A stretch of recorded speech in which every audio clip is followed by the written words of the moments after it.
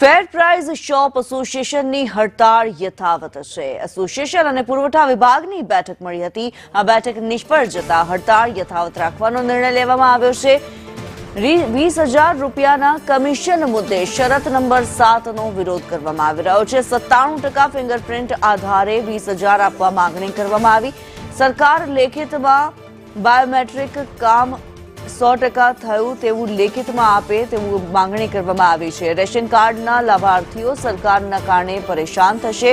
97% ફિંગરપ્રિન્ટના આગ્રહમાં સરકાર બાંધછોડ કરે, પ્રસંગ હોય ત્યારે જ ઢોલ વાગે તેવું પ્રહલાદ મોદીનું નિવેદન સામે આવી રહ્યું છે। એના પછી પરિપત્ર થયો તો એની અંદર 7 નંબરની શરત જે દુકાનદારોને ખૂબ જ દુઃખી કરનારી છે। એની અંદર 97% વિતરણ થંબ ઇમ્પ્રેશનથી થવું જોઈએ એવી એક માગણી સરકારે કરેલી છે, તો જ એને 20,000 રૂપિયા મળે।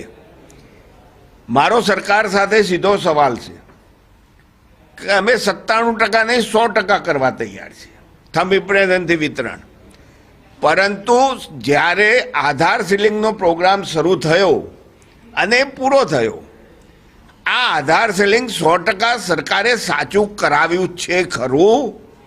અને કરાવ્યું હોય તો મને સર્ટિફિકેટ આપે, તો અમને આ શરત સાથે વાંધો કોઈ છે જ નહીં। અને જો સરકાર સર્ટિફિકેટ આપવા તૈયાર ન હોય તો આ 97%નો આગ્રહ છે એ